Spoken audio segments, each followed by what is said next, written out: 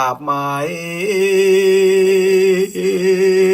ดังนี้แล้วก็มาได้หนุ่มเทาหน่อยิงใจ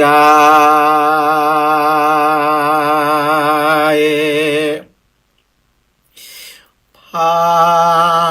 งก็มาฟังได้พังก็บ่ฮู้เก่าถึงไป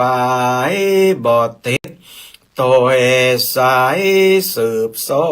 นบ่ได้สืบคนเอาเก่นเอาสาร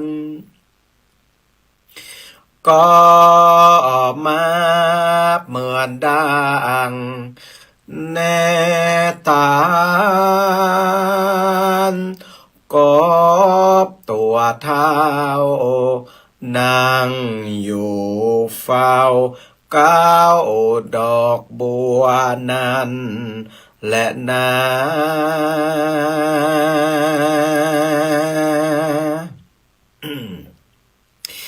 ตานตังลายเฮยจงเม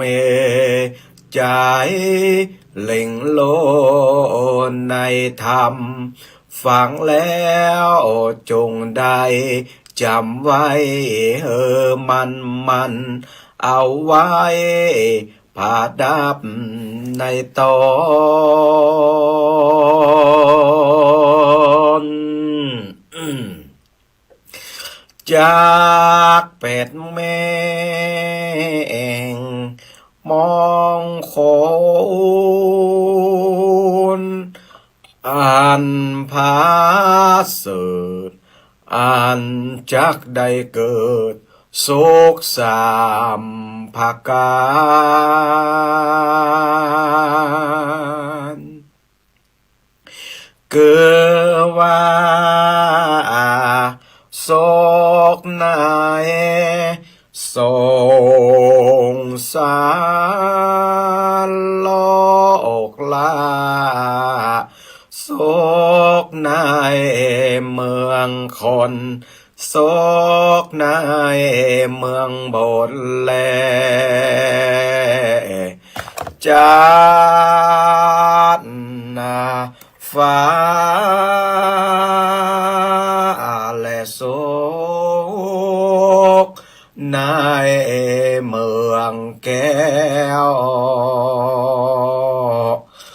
ยอดมหาเนราปา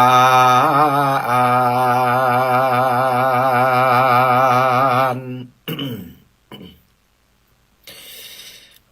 นะโม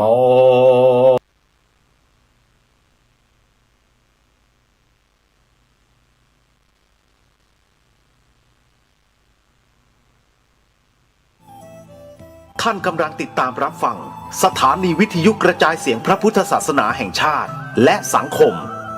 คลื่นเพื่อการศึกษาพระพุทธศาสนาและวัฒนธรรมระบบ FM 104.5 เมกะเฮิรตซ์รายการต่อไปเป็นรายการมรดกธรรมกำเมืองดำเนินรายการโดยพระครูวิสิทธิ์ศรีลาภรณ์